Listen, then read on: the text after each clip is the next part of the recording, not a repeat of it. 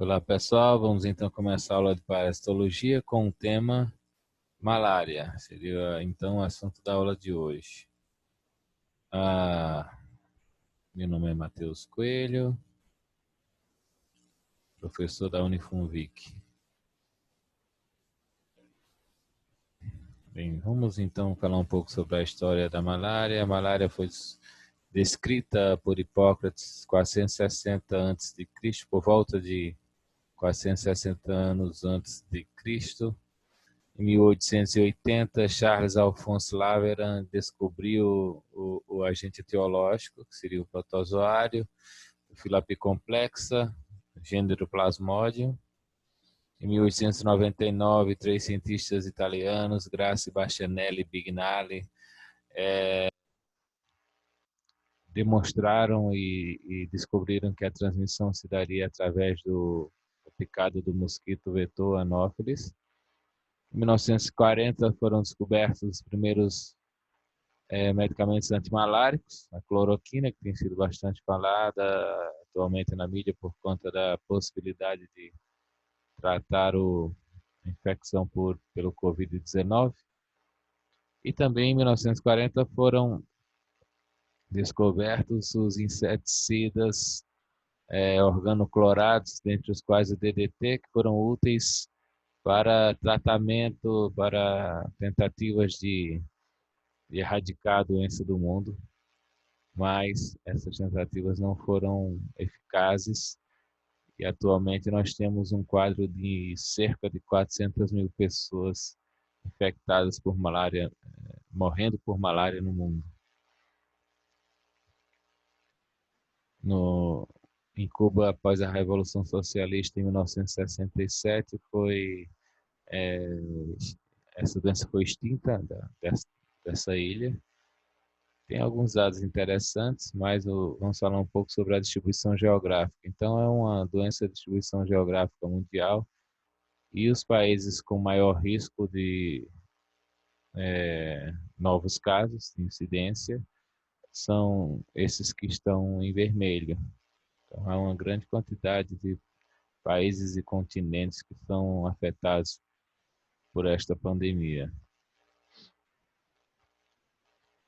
O número de casos de malária ao redor do mundo tem diminuído no decorrer dos anos. Em 2017, em comparação com 2010, nós temos aí uma diminuição de cerca de 40 milhões de casos, mas ainda mais de 200 milhões de pessoas foram afetadas no ano de 2017, foram infectadas pelo Plasmodium. Então, é doença de elevada distribuição geográfica mundial e de elevada incidência também. E não menos do que a incidência, não menos importante do que isso, a mortalidade por malária, apesar de estar diminuindo. Vocês terem uma ideia, em 2010 o número de óbitos por malária foi em torno de 607 mil. Em 2017, 435 mil. Mas é um número de óbitos elevado, principalmente pelo fato de ser uma doença que existe tratamento, que o tratamento leva à cura, e pelo fato de que a cada 2 minutos uma criança morre de malária no mundo. Mais por conta da negligência e menos por falta de terapia. Nós temos essa afirmação, foi feita em 2017 pelo diretor-geral da OMS, dizendo que o fato de que a cada 2 minutos uma criança morre dessa doença evitável e curável é inaceitável. Ninguém deveria morrer de malária. Mas o mundo enfrenta uma nova realidade. À medida que o progresso estagna, nós corremos o risco de desperdiçar anos de trabalho, investimento e sucesso em reduzir o número de pessoas sofrendo da doença. Nós reconhecemos que precisamos fazer algo diferente agora. Trata-se de uma doença negligenciada, uma doença que é mais comum na África. A mortalidade é maior na África, onde há um maior contingente de pessoas que vivem abaixo da linha da miséria e, por isso, negligenciada. Nós também temos casos de malária no Brasil, que nós temos um mapa do Brasil que destaca as áreas de risco para a malária, com as áreas verdes mais escuras, com alto risco, e as mais claras com um risco diminuído. Observe que a região norte é a região mais afetada, sempre foi, para a malária, porque trata-se de uma região com elevadas densidades de floresta, o que favorece a reservatórios do mosquito Plasmodium, a colonização, a multiplicação do mosquito. Mas nós temos também outras regiões, apesar de existirem casos pontuais, como por exemplo aqui nessa região do litoral sudeste, onde o número de casos, mesmo que baixo, a incidência baixa, existe anualmente pessoas que são infectadas por este parasito. Aqui nós temos, só para vocês terem uma ideia, no ano de 2018 e 2019, principalmente aqui que dá o comparativo, ó, no ano de 2019, de janeiro a março, no ano de 2018, de janeiro a março, o número de casos de malária. Observem que de 2018 para 2019, o número de casos tem diminuído na maioria dos estados, né? Alguns aumentado, mas não significativamente. E, de um modo geral, na região amazônica, em 2018, de janeiro a março apenas, nós tivemos 50 mil casos, mais de 50 mil casos. Já em 2019, o número reduziu significativamente para 31.855 casos, isso até março de 2019. Temos também dados do ano fechado de 2018, para vocês terem uma ideia, e na região amazônica, 193 mil casos de malária. Então, o Brasil é um país bem afetado pela doença. Aí temos, à medida que saímos dessa região amazônica, o número de casos tende a diminuir. Observe no total de casos de 2018, como o número por estados fora da região amazônica é bem diminuído, mas sempre ocorrendo. Aqui em São Paulo, por exemplo, o número de casos foi foi notificados foi de 141. Então, uma prevalência de 141 casos. A região extra-amazônica, então, no ano de 2018, apenas 737 casos de malária, e a maioria, quase, bem mais do que o total da região extra-amazônica. Nós observamos aqui na região amazônica, em slides anteriores, 193 mil casos em 2018 e 534, né? E na região extra-amazônica, 737 casos. Observem também que fora da região amazônica, o segundo estado com o maior número de casos, bem, primeiro temos o Espírito Santo e depois o estado de São Paulo. Ok? Em 2017, foi estimado que 219 milhões de casos de malária ocorreram e desses, 435 mil óbitos. A população mais vulnerável, conforme eu já falei, são crianças menores de 5 anos de idade, representando 61% dos óbitos. Aqui nós temos o comportamento dos casos de malária, da ocorrência de casos de malária no Brasil no decorrer de um período histórico de 8 anos, de 2010 a 2017. Observem que o número de casos teve uma queda significativa até 2014. Atualmente nós temos, não bem atualmente, mas em 2017 tivemos um recrudescimento importante para níveis superiores aos observados em 2013.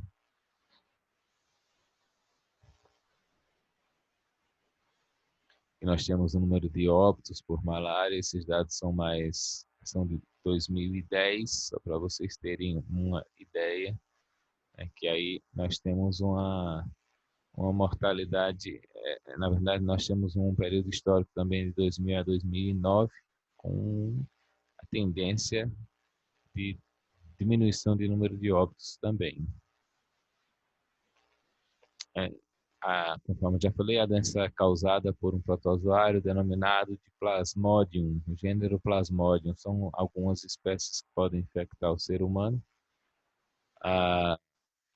É a mais malária mais importante parasitose humana. Seus agentes, conforme eu já falei, são protozoários.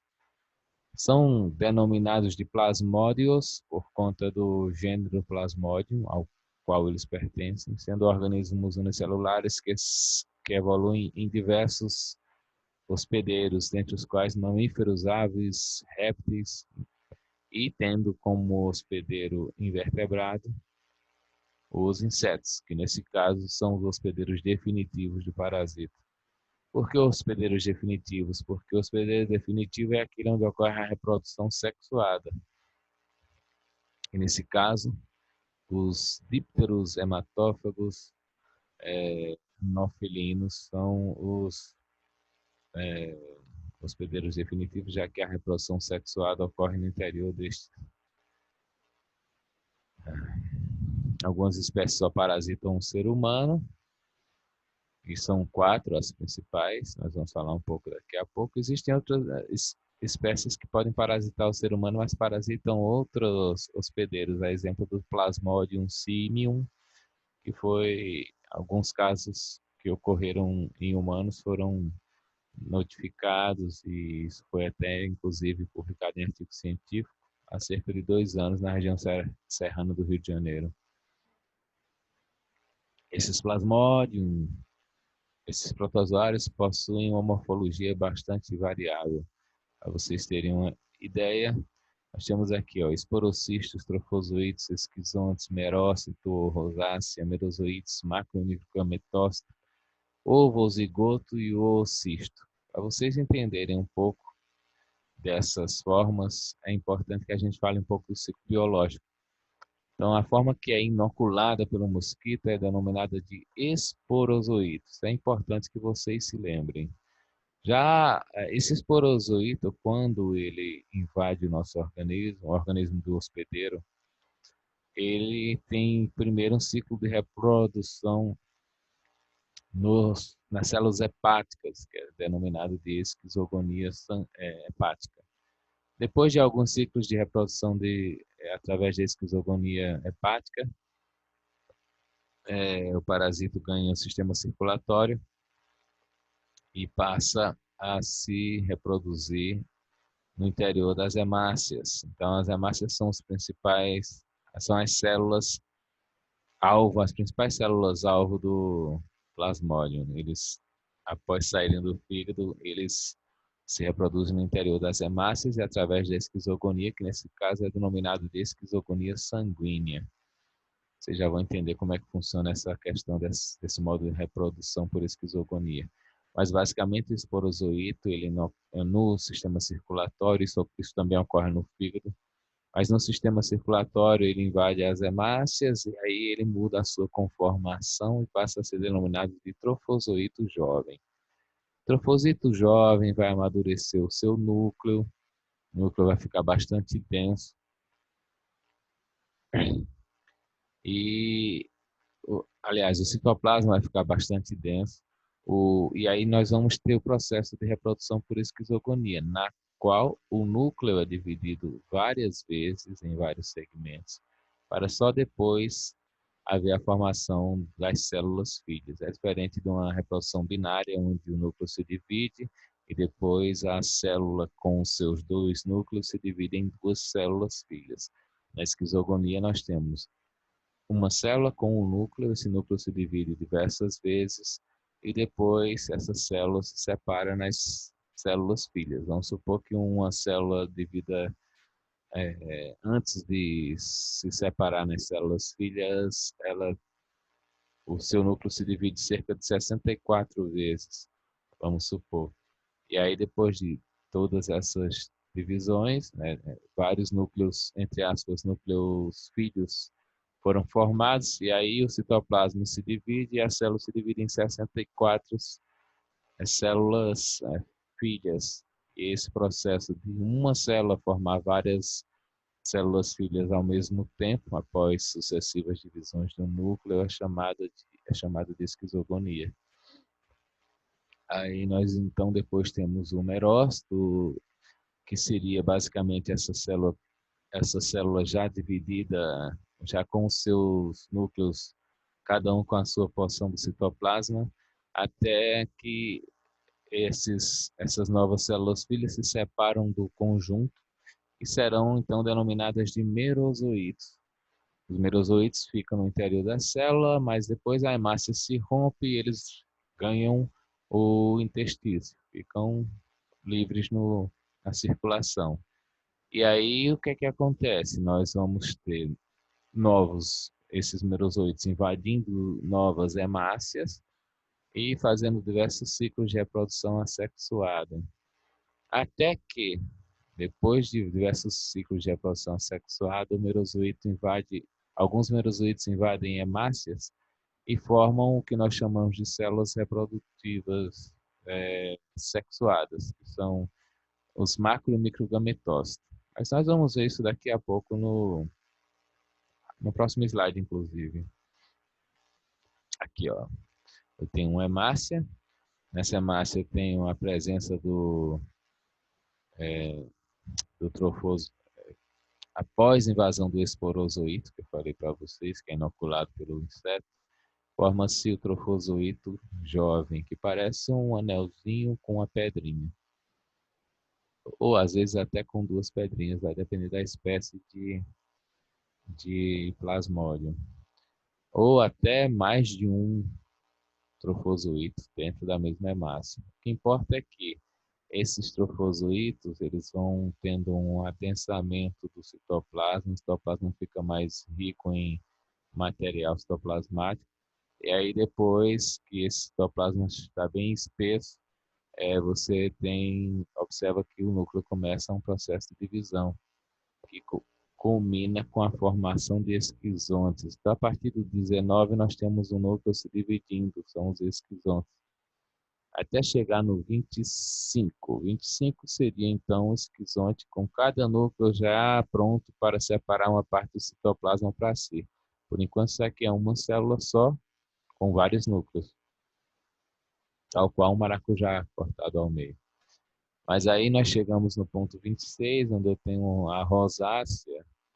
Antes da célula se romper, basicamente eu tenho um conjunto de esporozoítos, de merozoítos, que se formaram dentro dessa hemácia, cada um com a sua parte do núcleo. Aí a célula vai se romper e esses merozoítos vão reiniciar o processo de infecção de novas hemácias, voltando para o número 1, 2 aqui, certo? Então, vários ciclos de esquizogonia vão ocorrer. Aqui nós estamos falando de esquizogonia sanguínea, lembrando que isso também ocorre no fígado em um primeiro momento. Até que, depois de vários ciclos de esquizogonia, quando essa hemácia se romper, uma hemácia cheia de merozoítos se romper, esses merozoítos vão invadir novas hemácias e formar o que temos aqui no 27 e 28 ou 29 e 30. São os macro e microgametócitos. Esses macro e microgametócitos, se um novo anófeles vier picar um paciente, vamos supor que esse anófeles não tinha nenhum parasito. Se ele sugar juntamente com o sangue do paciente, no conteúdo do sangue também estiverem presentes um macro e microgametócitos, aí nós começamos um ciclo de reprodução sexuada no hospedeiro definitivo, que é o próprio mosquito. Aqui temos fotos de um trofozoito jovem, de uma célula parasitada com vários trofozoitos jovens, uma hemácia com vários trofozoitos jovens. Aqui nós temos um macrogametócito, aqui nós temos um esquizonte, mas essa célula já está bem diminuída de tamanho. O vetor, conforme nós já falamos, são espécies do gênero Anopheles, a mais conhecida Anopheles darlingi. Ele é muito parecido com o Culex, só que existem algumas peculiaridades biológicas, como por exemplo a ovipostura, os ovos desse inseto, eles ficam aglomerados como uma jangada.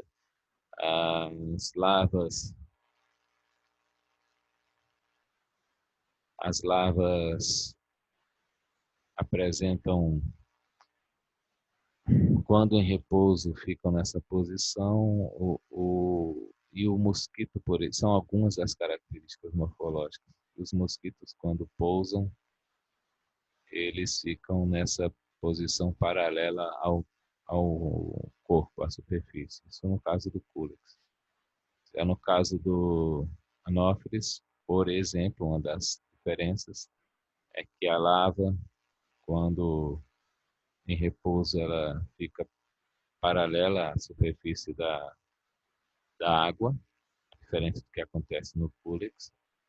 E quando o mosquito pousa, ele pousa nessa posição diagonal, digamos assim, diferente do Culex.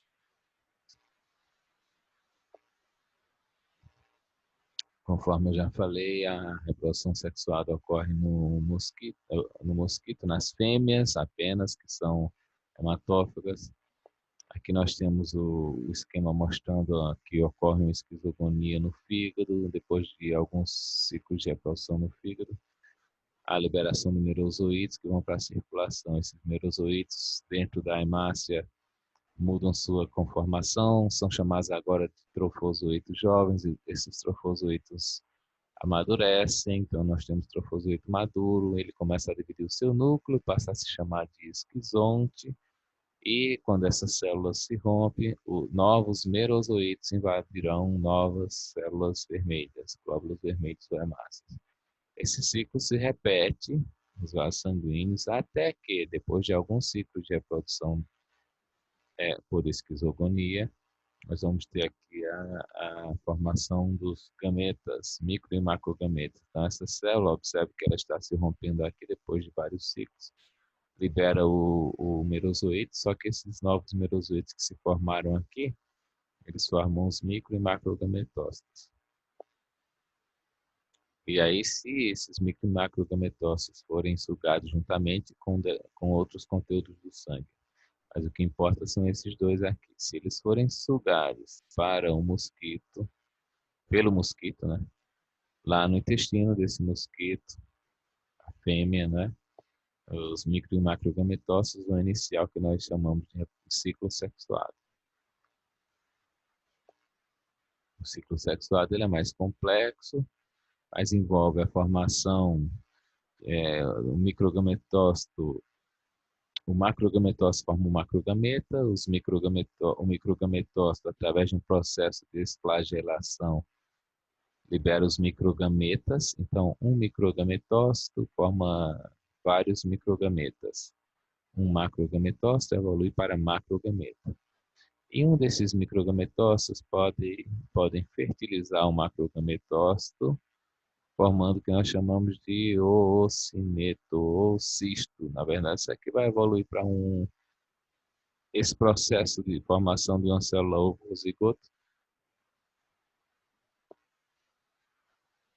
evolui para que haja formação do oocisto, e o oocisto, dentro no interior dele, através de um processo de reprodução por esporogonia, vai haver a formação de vários esporozoítos que irão para as glândulas salivares do Anopheles, e no próximo reparto sanguíneo vai haver então a transmissão através da passagem de esporozoítos para o organismo humano, onde a reprodução, conforme eu já falei, inicia-se a partir na verdade não é passagem, eles são injetados com a saliva, os esporozoítos. E aí nós temos aí o ciclo se reiniciando nas células hepáticas.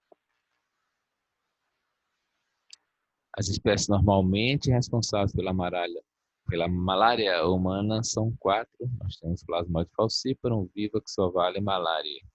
O mais grave de todos é o Plasmodium falciparum, que ele pode causar danos mais graves nos pacientes. No Brasil ele não é comum, mais comum é o Plasmodium vivax, que causa cerca de mais de 90% dos casos no Brasil são por Plasmodium vivax. Já na África, a maioria dos casos, a grande maioria é por Plasmodium falciparum. Mas podem existir co-infecções. Também temos o Plasmodium ovale, E a doença, a febre, um dos sintomas, sinais mais típicos, os sintomas mais típicos dessa doença é a febre, que é chamada de acesso malárico. Então, no plasmóide falciparum, ele causa o que nós chamamos de febre terçã maligna, e esse um quadro caracterizado por um quadro clínico com acessos febris que se repetem em intervalos de 36 a 48 horas. Já o Plasmodium vivax, esse ciclo febril se repete a cada 48 horas, é a febre terçã benigna. Plasmodium ovale, esse ciclo de febre também se repete a cerca de 48 horas, intervalo. É outra febre terçã benigna, ele é mais limitado à África. E o Plasmodium malariae, que é o agente da febre quartã, com acesso febris a cada 72 horas, que é pouco frequente no Brasil. A malária também é denominada febre palustre, impaludismo ou paludismo. Existe possibilidade de resistência dos hospedeiros à ação à infecção, que depende de vários fatores, como os fatores genéticos, mecanismos fisiológicos, a imunidade adquirida, reinfecções. Então, teoricamente, quanto maior for o número de reinfecções, mais o paciente se torna mais resistente à infecção. O Plasmodium penetra nas células do fígado ou hemácias do hospedeiro, quando encontram na membrana receptores que lhes permitem aí aderir e induzir a endocitose. Esses receptores são em torno de 300 moléculas que promovem essa interação entre o plasmóide com a célula parasitada. Malária é uma doença sistêmica que pode afetar a maioria dos órgãos. Além da febre, nós temos outros. Por que a febre ocorre? Nós vamos falar um pouco a respeito disso, mas ela é decorrente da liberação de antígenos que são liberados durante a ruptura de hemácias. E esse processo coincide com a reprodução do inseto, ou do protozoário. Então, cada vez que o protozoário rompe uma grande quantidade de hemácias, nós vamos ter o acesso malárico. Mas ele também produz anóxia, e essa anóxia é um fator bastante importante e ela é decorrente de alguns fatores. Por que o parasita produz anóxia? Por destruição das hemácias, que é a célula responsável pelo transporte de oxigênio. Anóxia seria falta de oxigênio, não é? Além da destruição das hemácias, nós também parasita também pode induzir, seus antígenos podem induzir vasoconstrição arteriolar, dilatação dos capilares, que pode também induzir a um processo de alteração na circulação que pode culminar com anóxia.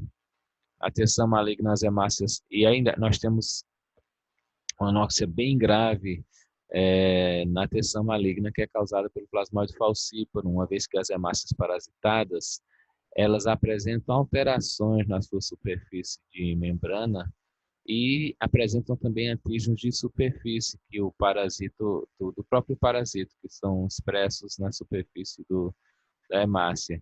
E esses dois fatores, as protusões da membrana e os antígenos de superfície, fazem com que as hemácias se tornem mais aderíveis ao endotélio, que seria essa camada de tecido que reveste os vasos internamente.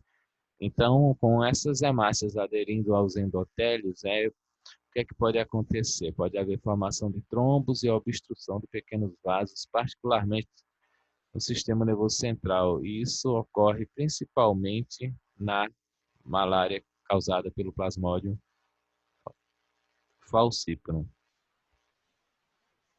E daí um dos fatores que faz com que essa seja a forma mais grave da doença, causada pelo Plasmodium falciparum. O parasita também pode causar hipoglicemia nas infecções por falciparum também, seja em suas formas graves, seja nas mulheres gestantes ou puérperas. Nós já vamos entender o porquê dessa hipoglicemia.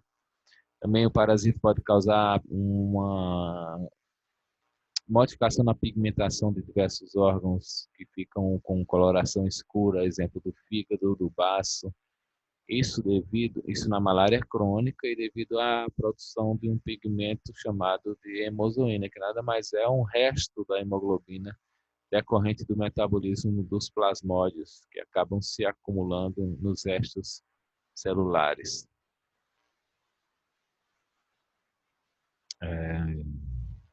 A hipoglicemia ela é decorrente de diversos fatores. Um deles seria devido ao consumo de glicose pelo próprio parasita. Então, ele consome glicose e o paciente tende a desenvolver hipoglicemia. Outro fator é devido à depressão do glicogênio hepático, decorrente dessa ausência de glicose. E outro fator é quando o paciente está sendo tratado com algumas drogas antimaláricas, com propriedade antimalárica, como por exemplo quinina ou quinidina, essas drogas podem causar hiperinsulinemia. Esse excesso de insulina acaba levando a uma hipoglicemia. É bom lembrar desses fatores que levam à hipoglicemia na malária. O acesso malárico apresenta 3 fases, lembrando que o acesso malárico é a febre que o paciente apresenta. Temos o início súbito, com frio intenso ou calafrios, quando a febre já se encontra em elevação. Isso ocorre por um período de cerca de 15 minutos. O paciente se apresenta pálido, com a pele fria e com muito frio. Depois de 15 minutos a meia hora, esse frio passa e aí o paciente entra numa segunda fase que seria com muito calor e cefaleia, com o rosto, entre aspas, afogueado e a temperatura elevada, que já está em torno de 39 a 40 graus. Esse processo dura de 2 a 4 horas e depois a temperatura cai, o paciente tem uma sudorese intensa e se sente aliviado. E aí nós temos essa repetição do quadro de acesso malárico dentro de períodos pré-determinados de acordo com a espécie de plasmódio que está infectando o hospedeiro.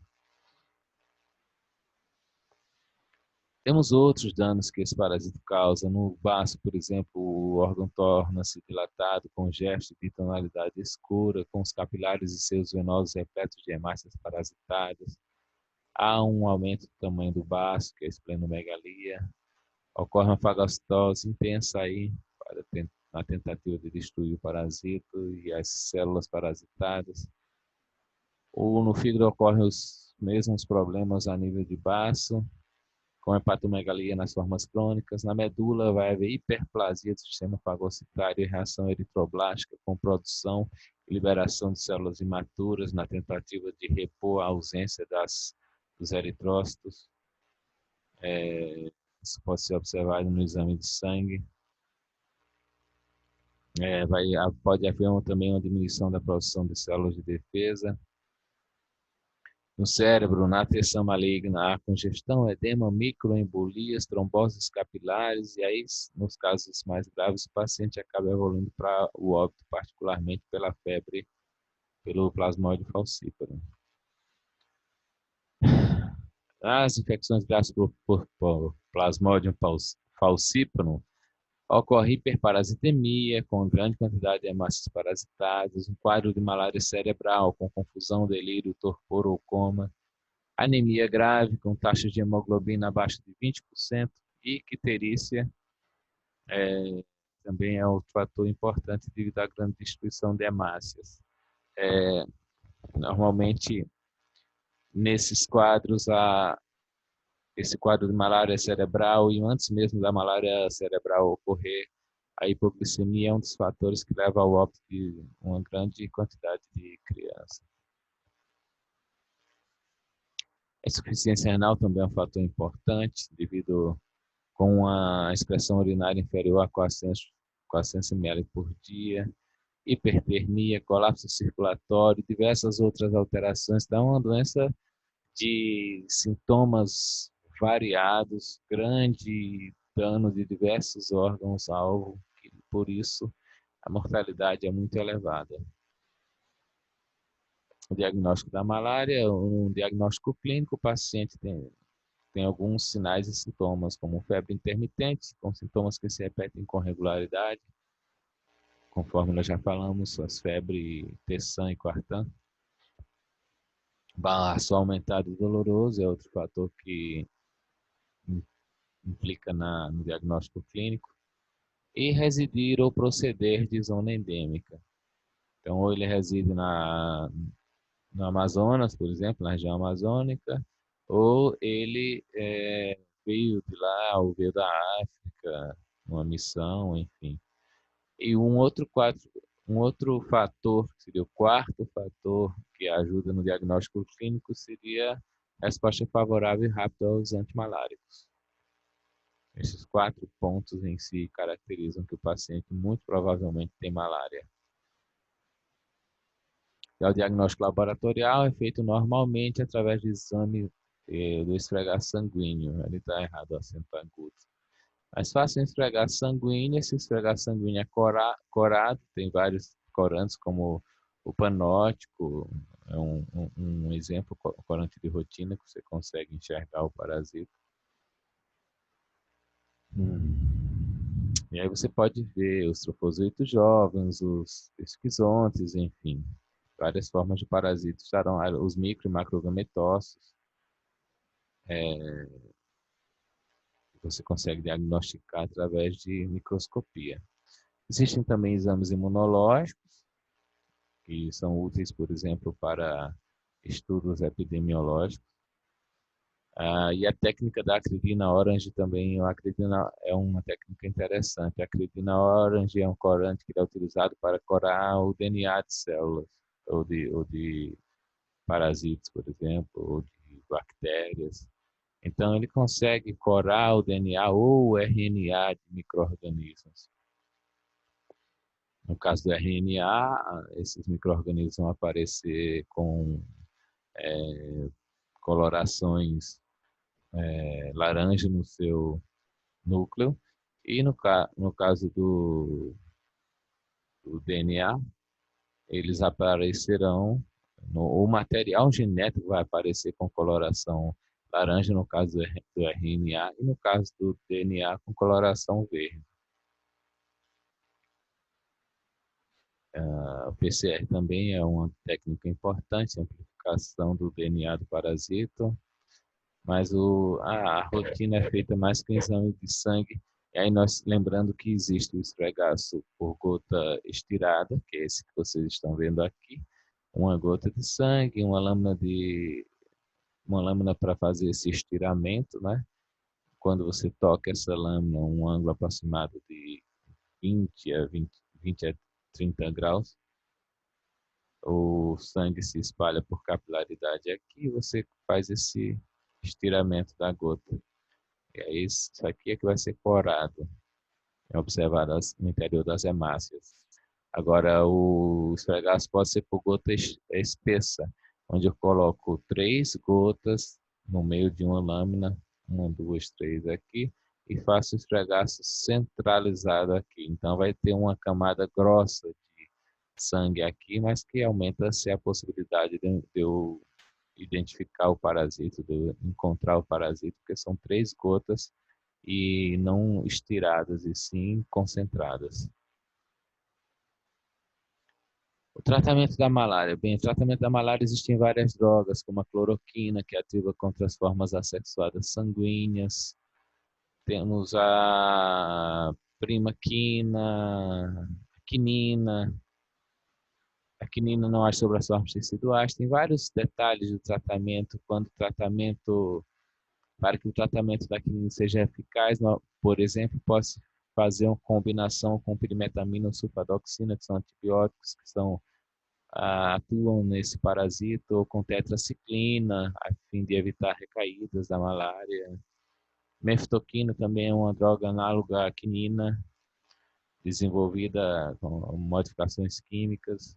Pirimetamina, isso aqui eu já mostrei, pirimetamina, sulfadoxina ali, a dapsona é outra droga que pode ser utilizada para o tratamento da malária. E Quingalsul, que é uma artemisina extraída a partir de plantas É uma droga que é bem utilizada nos países orientais, também tem sido de grande importância para tratamento apenas nos casos de resistências a outros antimaláricos. Vacina para malária.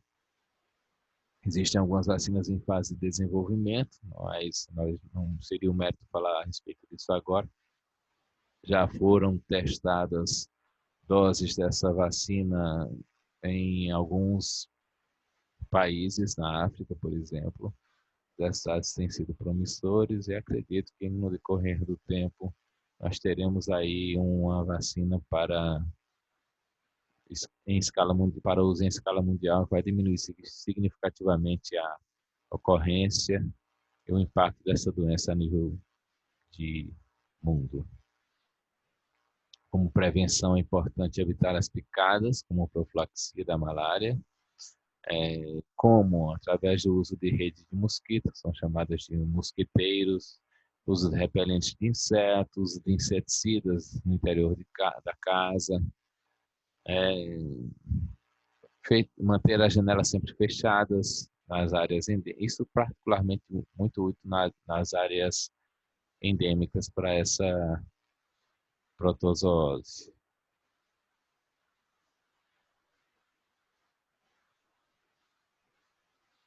O tratamento da malária, bem, isso aqui eu acho interessante. Existe também é interessante, né? Tem um aplicativo de celular chamado Malaria Track, e lá se especifica muito precisamente quais são as doses dos medicamentos e quais são as combinações de medicamentos antimaláricos que devem ser utilizadas, levando em consideração gênero, idade, presença ou não de gravidez, e se o tratamento vai ser de longa ou de curta duração. É um aplicativo bem interessante, produzido pela SUCAM, pelo governo do estado do Amazonas, enfim. É um aplicativo bom para conhecer um pouco mais sobre o tratamento da malária. Esse daqui seria, quando você clica no aplicativo, aparece essa imagem com essa mensagem, tratamento da malária não complicado. E aí você tem que preencher o tipo de malária. Como assim o tipo de malária? Pode ser que o paciente só tenha plasmódio falciparum ou plasmódio vivax, que são uma combinação de dois parasitas, plasmódio vivax e ovário ao mesmo tempo, enfim. E aí a equipe médica vai escolher ou pelo tratamento curto ou pelo tratamento longo. Coloca-se o peso do paciente, a idade, e se é mulher, se está gestante ou não, e clica em pesquisar tratamento. Aí aparecem as opções terapêuticas. Mas essa questão de tipo de malária que nem eu falei, quando clica aqui nesse tipo de malária, vai aparecer, ó, plasmódio falciparum, plasmódio falciparum, gametócitos de plasmódio falciparum, plasmódio vivax. E aí, dependendo do que foi achado no sangue do paciente, você clica em pesquisar, escolhe e clica em pesquisar tratamento. Aí vai aparecer as drogas, as combinações, o esquema terapêutico dia após dia, o número de comprimidos que tem que ser administrados ao paciente. A aula fica por aqui. Caso vocês tenham dúvidas, só o WhatsApp. Está aí o número na tela, vocês já sabem do meu número.